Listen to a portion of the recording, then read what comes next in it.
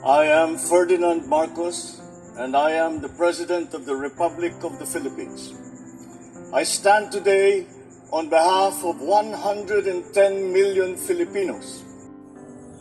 Hello people and hello universe, it's me again. Shoutout po sa inyo mga kababayan, especially the Marcos loyalists and supporters. Ayan, nakikita nyo guys, yung nakikita ko, yan po si Pangulong Marcos Jr. Nako guys ha, another magandang project ng Marcos administration ay pinamahalaan ng First Lady Lisa Marcos itong pagpapaganda ng Ilog Pasig, yung Pasig River na sinasabi Pasig River Project Development, Pasig Rehab. Ayan ay pinangunahan po ng ating mahal na Pangulo ang seremonya sa Pasig Bigyan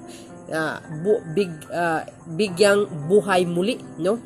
So, well, ang nakarang administration, yes, may nagawa naman na paglilinis sa mga ilog, no? Pero ito, under the Marcos administration, ang totally rehab, ika nga, pag sinabi mo totally rehab, yung talagang as in ni rehab, tuloy na pagbabago, kahit sa tubig, sa gilid ng kalsada, lahat tanggal, no? Ang mga plastic, mga bangaw, agoy. At siyempre guys, kung nakikita nyo mga ilaw, no? Yan po ay pinakabit, no, ng Marcos administration. Of course, pinamahalaan ng ating First Lady, no, yung mga ilaw na yan. Baka may sasabihin ng mga DDS, credit sa dating Pangulong Duterte. Nako, mali po kayo, no? Pag sinabi mo total rehab, talagang totaling pagandahin ng gusto. Ay ang buong Pasig River yan guys, mula sa dulo hanggang pinaka puno, no, ay talagang aayusin or linisin, pagandahin. Actually, maraming squatter area sa Pasig River guys, pero dahil sa sinabi ng Pangulo ay ilalagay sila sa pambansang pabahayan. Naman po tayo, sana all swerte ng mga squatter area, no, na talagang instantly na magkaroon ng magandang bahay sa loob ng condominium. Nako, kaganda naman, oh. So marami guys, ang ganda kaya nung speech ng ating mahal na Pangulo.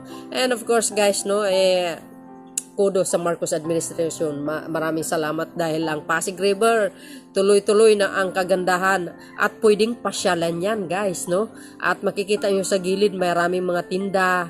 Nako, ayun, nakikita nyo, ang ganda talaga, naloka ako.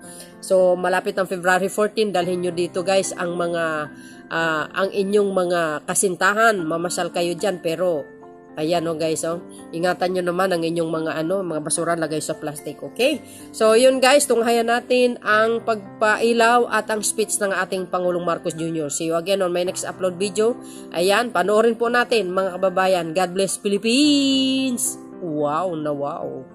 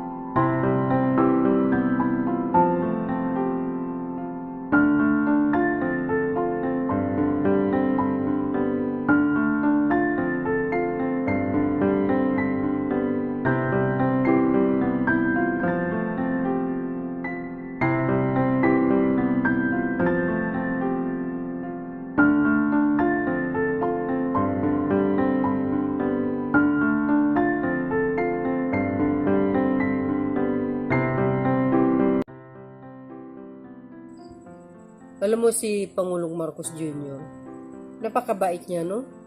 Bakit kamo? Yung mga tao talaga na, yung anti-Marcos ba? Mga opposition na mga iba noon. Pero ngayon, ginagawa niyang gabinete niya. Ginagawa niyang sekretary.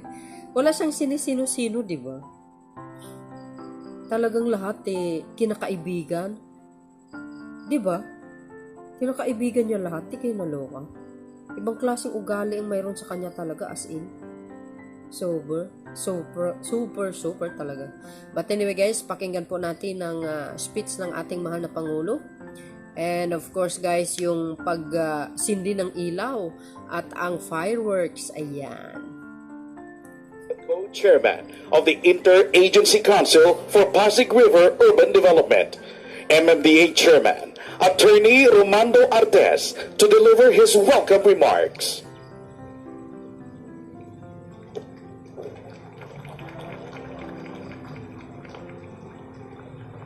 Pakinggan nyo guys yung sinabi niya.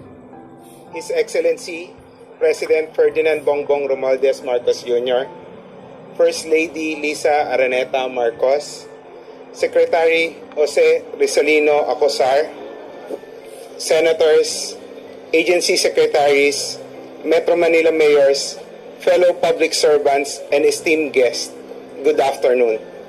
Executive Order Number 35, Series of 2023, under the instructions of our President, led to the creation of the Interagency Council for the Pasig River Urban Development, composed of DHSUD as Chair of the Council and MMDA as Vice Chair, and different agencies as members.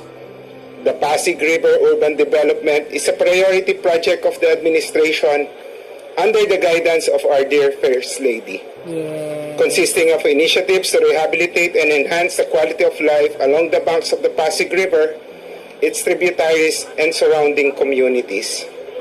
The government now is leading this drive with minimum financial exposure, fueled by our collective efforts with the private sector.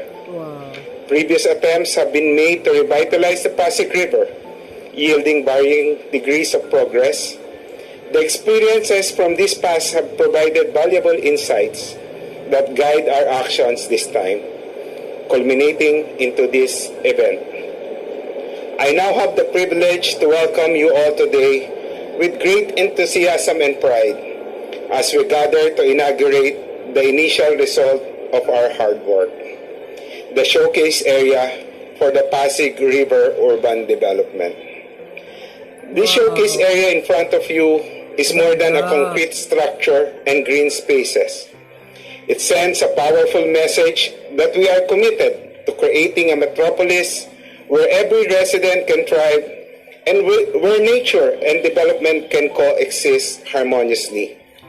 We are committed not only enhancing the aesthetics of the Pasig River, we are adopting a holistic strategy that extends beyond the river surrounding, with central emphasis on improving the water quality within the river itself.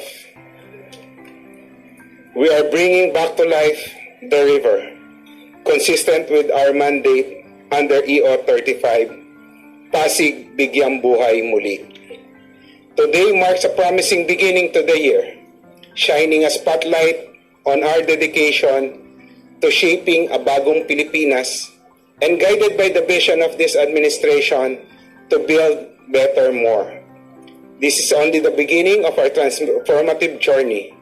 Let us forge ahead toward a more vibrant and resilient Metro Manila and the whole nation together. Maraming salamat po at mabuhay po tayong lahat. Yay!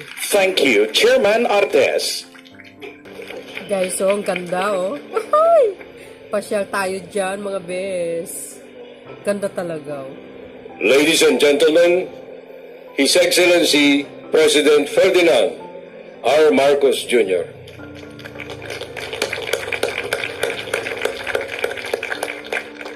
Maganda speech ni Pangulong Thank you Marcos to our Jr. ES. Please take your seats. For your kind introduction, we have here all the luminaries in government. All the leadership of government is practically here. led, of course, by the Senate President, our Senate President Pig Subiri, and of course, the proponent of this very ambitious but certainly worthwhile project, the SUD Secretary Jerry Acusar, all the cabinet secretaries that are here, the members of the Philippine Senate that are present with us today. Magaling to si Jerry, talagang kinuha niya lahat ng kailangan niya. No? Nandito lahat, na-corner kayong lahat. Metropolitan Manila Development Authority Chairman Romando Artes, the City Mayor of Manila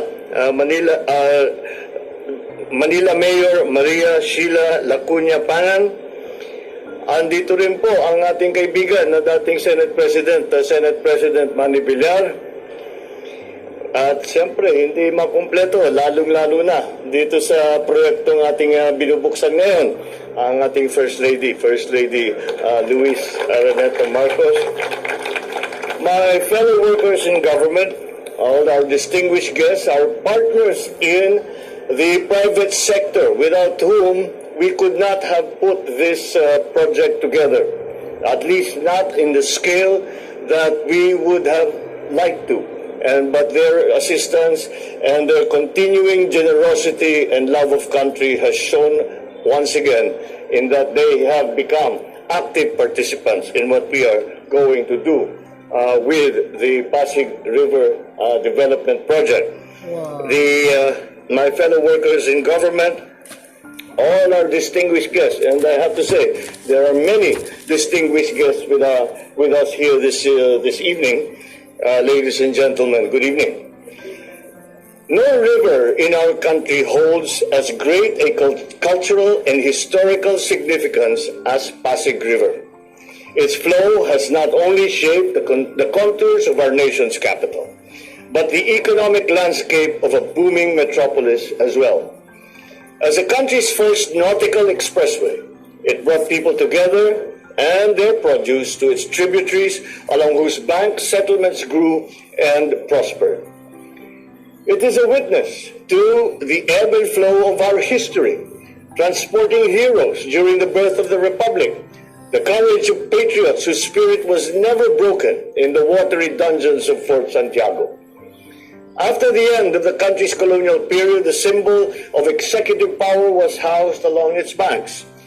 For a river that has given us so much, we have given back too little. Our stewardship of this national asset leaves much to be desired. A national deficit which we have never properly erased. I am personally a witness to this. Isa po akong anak ng Pasig. Bago po ako pumasok sa larangan ng serbisyo publika, nandyan na ang Bongbong Marcos na batang Pasig. I grew up by the Pasig River. Today, I work by the Pasig River. I live by the Pasig River. Wow. I shuttle between the two, my workplace and my residence, by boat through the Pasig River. So when it comes to knowing the state of Pasig River, I do not merely rely on statistics reported, but by sight and smell on my morning and evening commutes.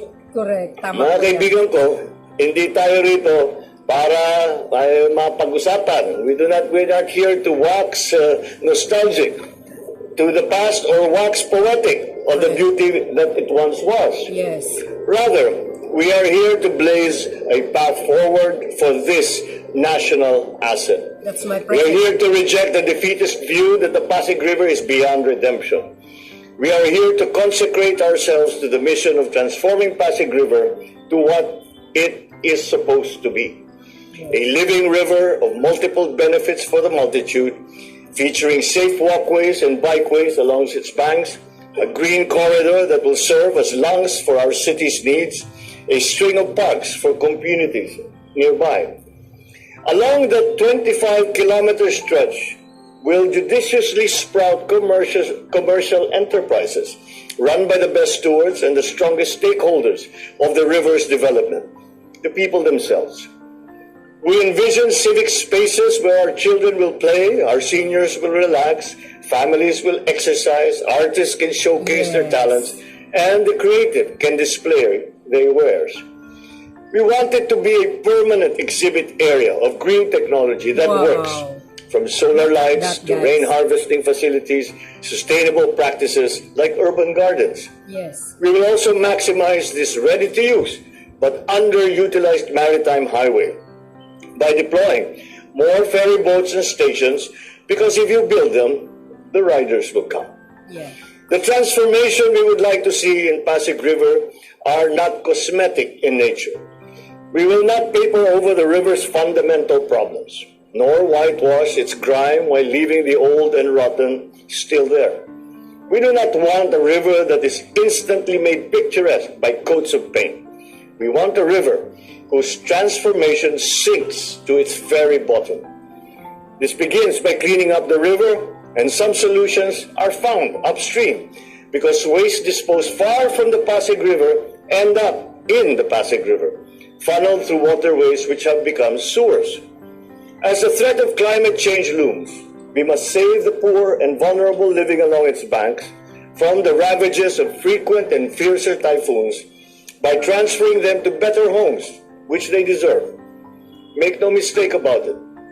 It will be a people-centered and community-driven development, with ideas crowdsourced from experts and carried out with political will.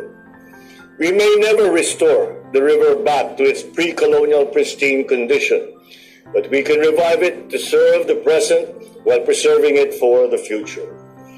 We can stop it from being a petri dish of toxins and make it instead an incubator of progress and of best environmental practices. In some ways, the fate of the Pasig River mirrors that of our country and of our people. Both contain much untapped potential. Both move forward persistently, despite years of neglect. That is why we have set into operation the Pasig Bigyang Buhay Muli. It is not a rebranding of the old, but revving up of new and fresh ideas. Through Executive Order 35, the Interagency Council for the Pasig River Urban Development has been established and has been activated, with both the DSUD and the MMDA tasked to be at the helm. Kasama sa kanilang mandato ang abot-kayang pabahay para doon sa mga nag-aal sa palutan na tuwing may nagbabadyang bagyo. Kaya inuutos ko kay Secretary Jerry Acusar ng DSUD ang pabahay na tumutugon sa lahat ng antas ng pinansyal ng kakayahan. Yes. Gagawin natin ito sapagkat tama lang na kung sino ang malapit sa ilog ang siyang unang dapat mabibiyaan. Wow. Narito po tayo ngayon sa kilometer 0 ng ating paglalakbay para makamtan natin ang minimithing buhay at masiglang ilog ng Pasig. Swerte. Hindi po ito ningaskugon na kampanya o flavor of the month lang. This will be pursued relentlessly. That's my president. Kaya ano ba naman ang bago rito? Tutukan ninyo at ang inyong Pangulo at siyempre ang talagang lead proponent nito, ang ating First Lady. Yes. Yes. There will be scheduled milestones that will be strictly met from government agencies who are under orders to submit progress reports to local government units along Pasig River, to MMDA, DILG, to DSUD. I asked for a quarterly and yearly report submitted to my office because I want to see this prototype of redevelopment of Pasig River right here, right now, produced in sustainable speed and sustainable focus up to its final and logical conclusion. Wow. I have been advised that I should be cautious about linking the fate of this river to my political fortunes. That I refrain from upholding as an icon of Bagong Pilipinas Drive this project that we are opening today. Because it could be dangerous. It could be a dangerous barometer should this project fail. Wow, ganda. But I will not be deterred from placing a bet on this endeavor because the presidency is about attaining the grand and not wasting mandates on the petty. Kagaya ng laging pinapaalala sa akin ng ating butihing kalihim ng DSUD, go big or go home. So, you do not expect any half-hearted commitments, not from this president. In everything I do, I am all fully in. Yeah, that's my president, Meron, guys. kagaya ng aking nabanggit, meron din po kasi tayong in-house advocate ng Pasig River sa aming pamilya, ang ating First Lady. She has been a passionate champion of this river survival, who has been quietly doing the spade work as is her way on this project. Her interest has been sparked as a citizen who has the river as the front yard and backyard of her present home. Alam ko naman na mahabang pakikibaka ito. Mahabang panahon ang kinakailangan ilaan dito. Decades of neglect cannot be undone in months. Kaya naman, hindi namin ginagawa ito para sa kapakanan ng kasalukuyang administrasyon. Ito po ay para sa susunod na mga henerasyon na harinawa ang proyektong ating maiiwan ay siyang ehemplo ng ating sundan. At kapag nangyari yan, ang anak ng Pasig na ito ay lilisan na may baong ngiti at saya dahil ang ilog ng ating kabataan ay mas salain na nasusunod sa salinlahi ng taglay ng pagbabago. Mga kababayan, ang panimula ng pagbabago sa bahaging ito ng Ilog Pasig ay bahagi ng itinatatag nating bagong Pilipinas. May kaayusan at kalinisan, may kaginhawaan at kasaganahan. Paparating para sa lahat. Maraming salamat sa inyo. Magandang gabi po sa inyong lahat at mabuhay ang ating bagong proyekto na inaayos at linilinas at pinapaganda ang ating minamahal na Pasig River. Wow. Maraming salamat, Presidente Ferdinand Marcos Jr. Muli nating pasalubungan ng palakpak ang ating Pangulo. Guys, tunghayan nyo ito. Ganda. At this ganda. juncture, may we request the President to remain on stage. May we also invite on stage First Lady Luis Araneta Marcos, DHSUD Secretary Jerry Acuzar, MMDA Chairman Romando Artes, and DILG Secretary Benhur Avalos. Magpapailaw ang Pangulo, mga kababayan. No? Tingnan nyo. Wow.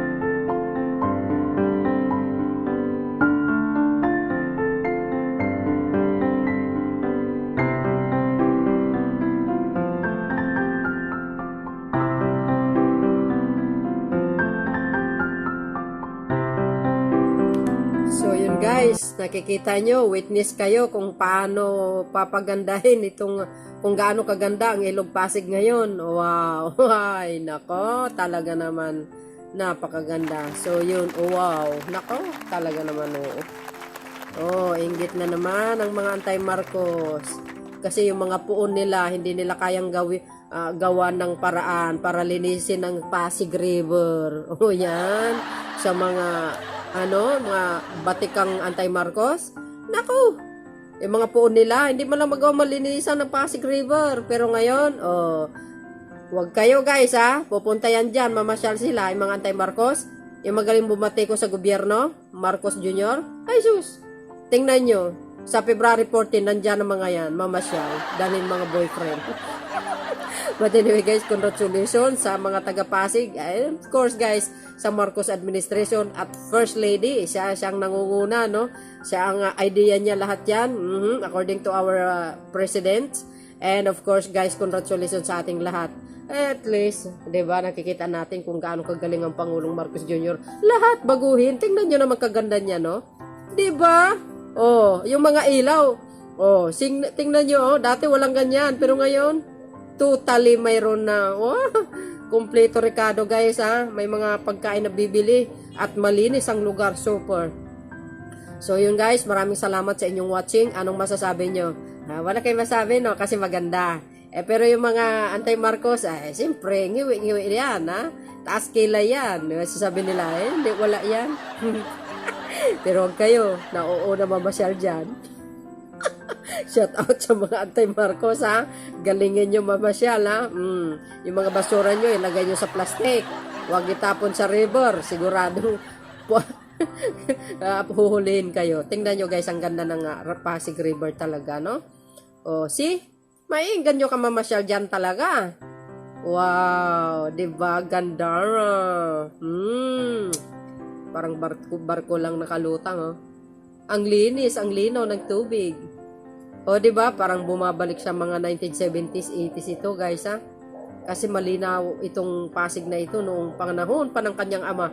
Mga bata naliligo pa dyan kamo. Diba?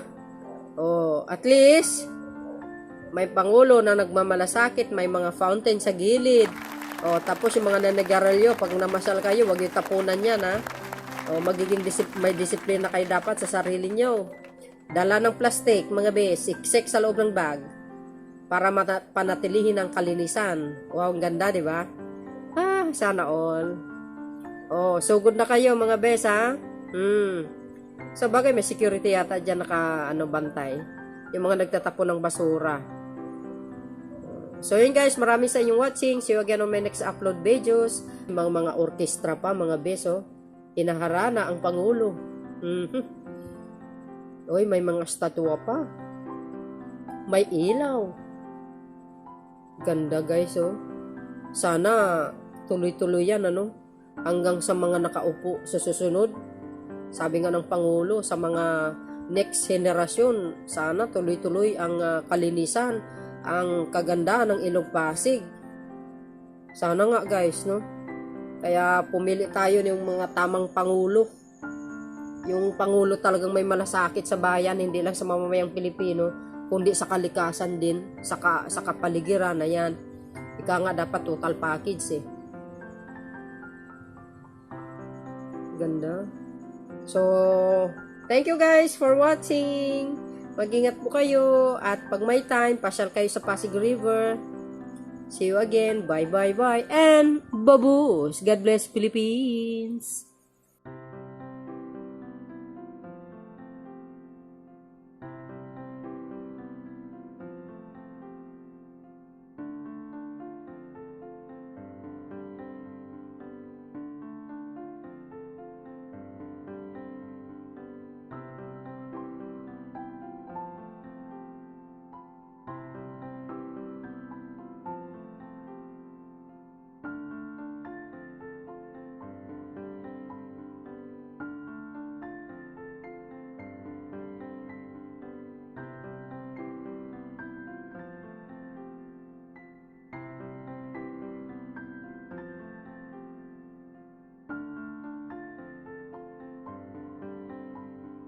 Promenade na ito, not only a promenade, is a functional walkway.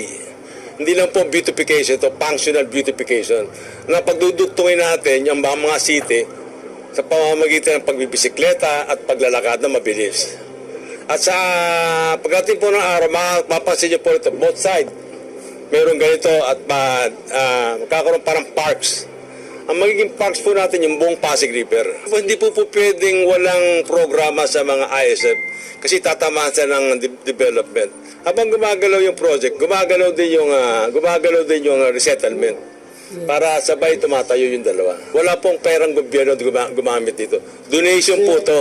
Kasi po ito, sa iba po ng commercial, ito po yung bike lane, saka pedestrian. Sa ilalim po, yun ang commercial. Yun po ay property, real estate value. Yun po pwedeng gamitin pang pondo ng pagtatayo nito. Kaya ito, baka walang government funds din to. May may sistema po, hindi lang pledge eh. Kaya nag-pledge ka, tapos makakabuo na po kami ng commercial. Kailangan na po natin mag-isip po ng mga mekanismo para po makausod ang ating ekonomiya kung ang gobyerno po ay nahirapan.